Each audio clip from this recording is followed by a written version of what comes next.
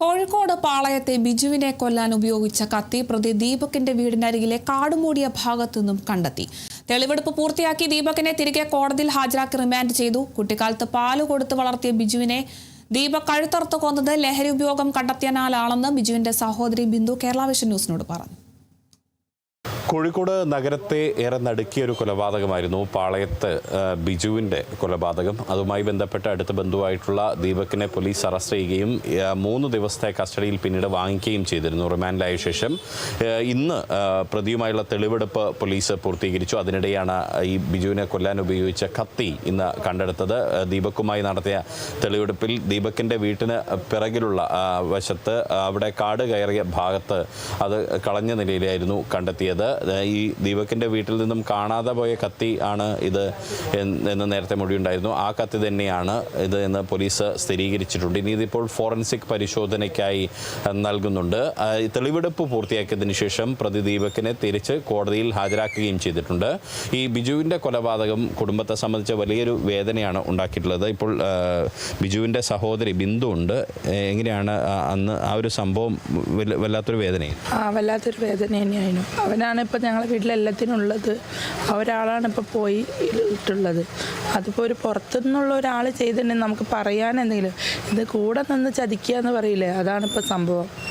ദീപക് അടുത്ത ബന്ധുവാണ്, അടുത്ത അച്ഛൻ്റെ അനിയൻ്റെ മോനാണ്. അനിയൻ എന്ന് പറഞ്ഞാൽ ആങ്ങളപ്പെങ്ങൾ മക്കളാണ്, സ്വന്തമാണ്. എല്ലാം കൊണ്ടും അവൻ്റെ കൂടെ എല്ലാത്തിനും ഒന്നിച്ചുണ്ടായ ഒരു വ്യക്തി കൂടിയാണ്. ചെറുപ്പം മുതലേ ഞങ്ങളെ ഈ വീട്ടിൽ നിന്ന് വലുതായ കുട്ടികളാണത്. എന്തായിരിക്കും ഇതിൻ്റെ ഒരു കാരണം? കാരണം എന്ന് പറഞ്ഞാൽ അവനിപ്പോൾ കുറച്ച് കാലമായിട്ട് MDMA ആയിട്ട് കുറച്ചൊരിതുണ്ട്. അത് 2-3 പ്രാവശ്യം എൻ്റെ ഏട്ടൻ കണ്ടിരുന്നു. അപ്പോൾ ഒക്കെ താക്കീത് കൊടുത്തിട്ടുണ്ട് ഇവന്. ദീപക് എങ്ങനെ പോയാൽ നിൻ്റെ ജീവിതം നശിച്ചു പോകും.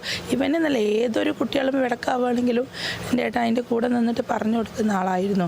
അപ്പോൾ ഇപ്പോൾ അതിൻ്റെ ശേഷം ഈ ഇടയ്ക്കായിട്ട് ഒരു 2-3 ആഴ്ചയ്ക്കുള്ളിൽ അവൻ്റെ വീട്ടിൻ്റെ അടുത്ത് അവൻ ഒരാളെ അടിച്ചു എന്ന് പറഞ്ഞിട്ട് കസബയിൽ പോയിട്ട്, അത് ഏട്ടനാണ് കൊണ്ടുപോയത്. അതിനെതിരെ അവനെ ഹോസ്പിറ്റലിലാക്കണം എന്ന് പറഞ്ഞിട്ടുണ്ട്. ആ ഒരു വൈരാഗ്യമാണ് അവന്. ഇവനുണ്ടെങ്കിൽ ഇവൻ്റെ ഈ ഒരു പ്രവൃത്തി ഇനി നടക്കൂല എന്നുള്ളത് അവന് മനസ്സിലായിട്ടുണ്ട്. ആ വൈരാഗ്യം ഇപ്പം എൻ്റെ ഏട്ടൻ ആദ്യം പോയാലേ അവൻ്റെ ഈ കളികളൊക്കെ നടക്കും എന്നുള്ളതിന് ചെയ്തതാണ്. നേരത്തെ ഇവനെ എന്തെങ്കിലും ചികിത്സിക്കാനോ മറ്റോ പോയിട്ടുണ്ട്. ഇവൻ കുറച്ചു കാലം തിരൂര് ഇതിൻ്റെ ഡി അഡിഷണൽ സെൻറ്ററിലായിരുന്നു എന്നുള്ള ഞങ്ങൾ കേട്ടിട്ടുണ്ടായിരുന്നു. ഇവർ പുറത്ത് പറഞ്ഞിട്ടില്ലായിരുന്നു. പിന്നീടാണ് ഓരോന്നായിട്ട്. അപ്പോൾ അവിടെ കുറച്ചു കാലം അവൻ ഇട്ടതായിരുന്നു. അതിന് ഈ കൊല്ലപ്പെട്ട ബിജു നിങ്ങളുടെ സഹോദരനാണോ അന്ന് കൊണ്ടുപോകാനുണ്ടായി? ഏട്ടനെല്ലാം കൊണ്ടുപോയി. ഇവരാരോടും പുറത്ത് പറഞ്ഞിട്ടില്ലായിരുന്നു. പിന്നെ എൻ്റെ ഏട്ടൻ്റെ കണ്ണിൽ തന്നെ അത് കണ്ടു തുടങ്ങി. ഇപ്പം ഇതിന് കുറച്ച് അങ്ങോട്ട് ഒരു തൊടിയുണ്ട്. അവിടെ നിന്ന് വെച്ച് 2-3 പ്രാവശ്യം ഇവൻ എന്തോ ഇങ്ങനെ സ്റ്റിക്കർ ഒട്ടിച്ചിട്ട് എന്തോ ഒന്ന് ചെയ്യുന്ന പോലെ ഇവൻ കണ്ടെന്ന് ഇവിടെ വന്ന് പറഞ്ഞിട്ടുണ്ടായിരുന്നു. ആ ഇതിൽ താക്കീത് കൊടുത്തിന് അവൻ 2-3 പ്രാവശ്യം. ഇനി ഇങ്ങനെ ചെയ്ത് കഴിഞ്ഞാൽ നിന്നെ എന്തായാലും കൊണ്ടുപോയിടും എന്നൊക്കെ പറഞ്ഞിട്ട് കൊടുത്തതിൻ്റെ ഒരു വൈരാഗ്യം തീർത്ത തന്നെയാണ് ഇതിപ്പോൾ. ഈ പ്രതി ഇനിയിപ്പം കൂടുതൽ ശക്തമായ ശിക്ഷ കിട്ടണം എന്നുള്ളൊരു ശിക്ഷ കിട്ടല്ല, പുറത്ത് ഇറക്കിക്കരുത്. കാരണം പുറത്ത് ഇറങ്ങി കഴിഞ്ഞ് കഴിഞ്ഞാൽ ഞങ്ങളെല്ലാവരും പേടിക്കേണ്ട ഒരു സിറ്റുവേഷനാണ്. അവനിപ്പോൾ ഞങ്ങളെല്ലാവരോടും ഒരു ഏട്ടനനിയ മക്കളായിട്ട് എല്ലാവരോടും ഒരു ദേഷ്യം കുടുങ്ങിയ വൈരാഗ്യമുണ്ട്. ഈ പറഞ്ഞതിനും പിടിച്ചതിനും. ഇന്നല്ലെങ്കിൽ അവൻ നാളെ ഇറങ്ങിയാൽ പുറത്ത് വീഡിയോസൊക്കെ കാണുമല്ലോ. അപ്പോൾ എന്തായാലും വൈരാഗ്യം ഉണ്ടാവുമല്ലോ.